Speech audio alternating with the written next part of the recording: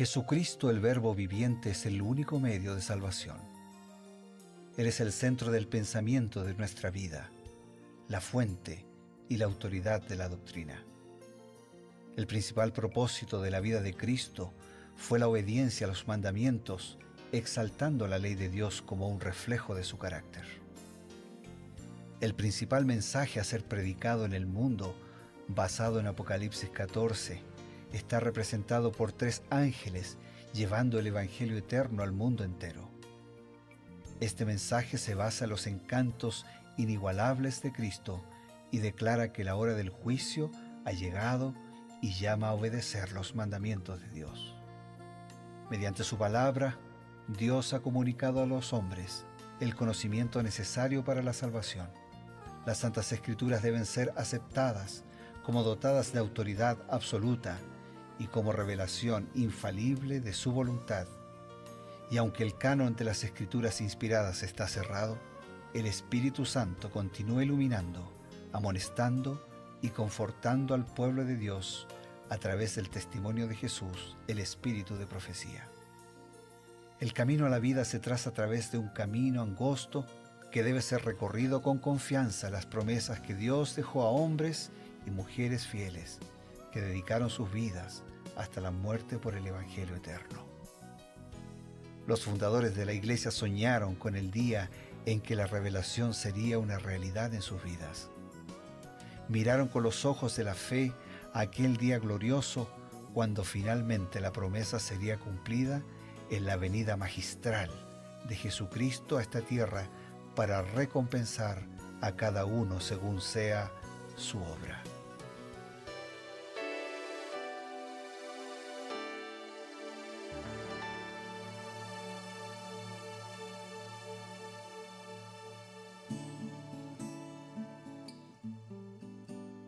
Como siempre, queridos amigos, encontrarnos aquí en este set que es de la Nuevo Tiempo, pero en realidad es de todos ustedes porque compartimos momentos importantes.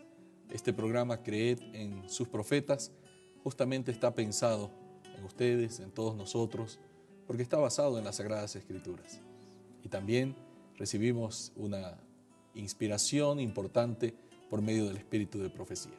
Estamos para comenzar y siempre al momento de presentarnos, también presentamos al pastor Bruno Razo que nos acompaña en este devenir justamente del consejo inspirado de Dios. Muchas gracias, Pastor Eber, y lo hacemos siempre con alegría, lo hacemos también con gratitud a Dios, ¿no? Porque tenemos un tesoro tan especial al alcance de la mano, de la mente, del corazón, la palabra de Dios, los escritos de Elena de White, comentando los capítulos de la Biblia, siempre con el mismo interés de profundizar en el mensaje de Dios y de profundizar nuestra caminata de fidelidad en armonía con su voluntad. Hoy nos detenemos en 1 Samuel, capítulo 25. Este capítulo, pastor, trata, como ya lo habíamos visto en Revivados por su palabra, trata de 2 temas importantes. Uno, la muerte de Samuel, y otro de los tratos que hubieron entre David y Abigail, la esposa de Nabal. Veamos un poquito primero lo que significó la pérdida del profeta Samuel para el pueblo de Israel. Ahora, me gustaría puntualizar algo. La Biblia solo dedica un versículo a la muerte de Samuel. Debido a la concisión que caracteriza la Biblia, no explica mucho.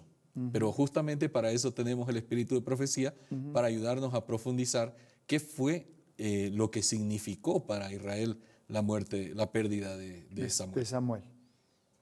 Voy a leer una declaración que está en Patriarcas y Profetas y que dice así: la nación de Israel consideró la muerte de Samuel como una pérdida irreparable. Había caído un profeta grande y bueno, un juez eminente, y el dolor del pueblo era profundo y sincero. Desde su juventud, Samuel había caminado ante Israel con corazón íntegro. Aun cuando Saúl había sido el rey conocido, Samuel había ejercido una influencia mucho más poderosa que él porque tenía en su haber una vida de fidelidad, obediencia y devoción. Leemos que juzgó a Israel todos los días de su vida. Cuando el pueblo comparaba la conducta de Saúl con la de Samuel, Veía el error que había cometido al desear un rey para no ser diferente de las naciones que los circundaban. Recordemos que el pueblo comenzó a reclamarle y a pedirle a Dios un rey para ser iguales que las otras naciones. Claro. Aunque ellos se gozaban porque eran diferentes, ¿no? Pero querían tener la bendición que los diferenciaba de los otros y en otras cosas querían ser iguales a las otras naciones. Y ahora se dieron cuenta que la gran diferencia que había entre Samuel y Saúl. Muchos veían con alarma las condiciones imperantes en la sociedad, la cual se impregnaba rápidamente de irreligión e iniquidad. El ejemplo de su soberano ejercía una vasta influencia y muy bien podía Israel lamentar el hecho de que había muerto Samuel, el profeta de Jehová. Ahora estamos notando gran diferencia, ¿no?, entre estos dos personajes. Sí, y un lamento en el pueblo, ¿no? Claro. Que había reclamado un rey y ahora como diciendo, era mejor al final cuando no teníamos rey y un profeta era también nuestro juez, ¿no? Es lamentable, pastor, que a veces en retrospectiva recién reconocemos a las personas que son valiosas, como en el caso de Samuel. La cita que leyó dice que consideraron la pérdida de Samuel como una pérdida irreparable. Sí, sí, mucho dolor, mucha tristeza y dice una pérdida irreparable. Había caído un profeta grande y bueno, un juez eminente y el dolor era profundo y sincero. Bueno, justamente a veces no nos damos cuenta de lo que perdemos, ¿no?, hasta que lo perdemos. Sí, lamentablemente ese es un paradigma que se repite, ¿no? Como que valoramos algo cuando ya no lo tenemos en lugar de valorarlo cuando lo tenemos. Así es. Pasó un poquito de tiempo, David, que había también participado del dolor de la muerte de Samuel, él vuelve para el desierto, está cuidando a su gente, Saúl todavía lo está persiguiendo y de pronto llega hasta la hacienda de un hombre rico. Con mucho respeto se acerca, le dice a sus siervos, vayan y pídanle, cómprenle todo, pídanle con respeto, que nos dé unos cabritos, etc. Este hombre llamado Nabal, en vez de responder como correspondía a la hospitalidad de esas tierras, ¿no?, en ese entorno, se preocupaba mucho por eso, les responde muy mal. Y les dice, no les voy a dar nada, y los insulta, los afrenta, y David recibe esto como una afrenta personal. Toma la decisión, este hombre ha olvidado por completo la costumbre de hospitalidad, no merece vivir, y en el trayecto se encuentra con la esposa de este hombre, Abigail. Contrariamente a la conducta de Nabal, Abigail sí era una mujer prudente. Se acerca, pide disculpas, ofrece todas las atenciones y bueno, realmente revela varias cualidades de carácter. ¿Qué nos dice el espíritu de profecía acerca de las cualidades de carácter de esta mujer? En Patriarcas y Profetas, página 656, Elena de White escribió lo siguiente: estas palabras únicamente podrían brotar de los labios de una persona que participaba de la sabiduría de lo alto. O sea, nadie por sí solo podría actuar así.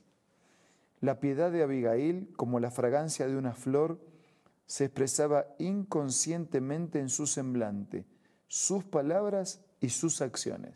O sea, era su parecer, pero también su vocabulario y su accionar demostraba que Dios estaba en ella. El Espíritu del Hijo de Dios moraba en su alma. Su palabra sazonada de gracia y llena de bondad y de paz derramaba una influencia celestial. Impulsos mejores se apoderaron de David y tembló al pensar en lo que pudiera haber resultado de su propósito temerario. Por eso, Elena de White cita lo que Jesús va a decir después en las bienaventuranzas. Bienaventurados los pacificadores, porque ellos serán llamados hijos de Dios. Mateo 5:9. Ojalá que hubiera muchas personas como esta mujer de Israel que suavizaron los sentimientos irritados y sofocaron los impulsos temerarios y evitaron grandes males por medio de palabras impregnadas de una sabiduría serena y bien dirigida. Y entonces, pastor, nosotros notamos que aquí hace falta una mujer de valor, una mujer prudente, una mujer sabia que responde y pone las cosas en su lugar, tranquilidad, y cambia automáticamente una circunstancia que podía haber terminado mal. Sí, bueno, cuán importante es, ¿no? En una familia, en un matrimonio, la esposa, el esposo, los hijos, los padres, en una iglesia, en una comunidad, en un trabajo. Cuán importante es palabras sabias, palabras prudentes, palabras que unen en lugar de dividir, palabras que son capaces de cortar una agresión y no de multiplicar la agresión.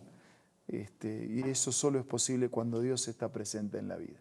Se me ocurre que a Abigail se aplican las palabras que años después escribiría el sabio: la blanda respuesta quita la ira. Totalmente, es así. Y entonces aprendemos mucho de esta mujer, ¿no?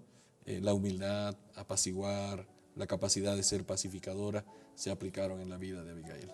Tanto que ese tema de pacificar con lo que hablamos, con el gesto, con lo que decimos, forma parte del sermón más importante de Jesús, Sermón del Monte, el Sermón de la montaña, y es una de las bienaventuranzas. Así es. Bueno, ser pacificadores trae muchas bendiciones. Amigos, reflexionando en esto, nosotros les ofrecemos un consejo también importante. Hola, hoy vamos a leer una cita acerca de la verdadera educación. La verdadera educación significa más que la prosecución de un determinado curso de estudio. Significa más que una preparación para la vida actual. Abarca todo el ser y todo el periodo de la existencia accesible al hombre. Es el desarrollo armonioso de las facultades físicas, mentales y espirituales. Prepara al estudiante para el gozo de servir en este mundo y para un gozo superior proporcionado por un servicio más amplio en el mundo venidero. Esta cita puedes encontrarla en el libro La Educación, escrito por Elena G. de White. Te invito a que pueda ser parte de tu biblioteca personal. Adquiérelo visitando ahora mismo la página www.aces.com.ar o también visita una iglesia adventista del séptimo día más próximo del lugar donde tú te encuentres. También puedes descargar la aplicación Elena G. de White del App Store o del Play Store.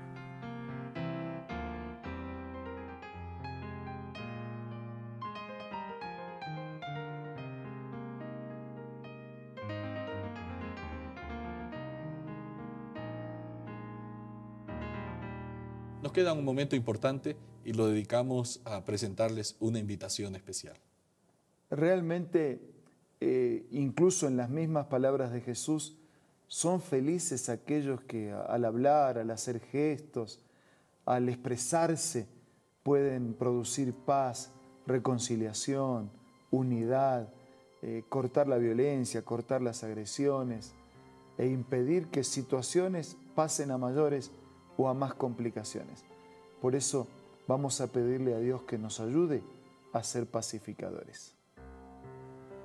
Señor, te damos gracias porque Jesús es el pacificador por excelencia, al dar su vida y morir para que podamos tener la paz del perdón.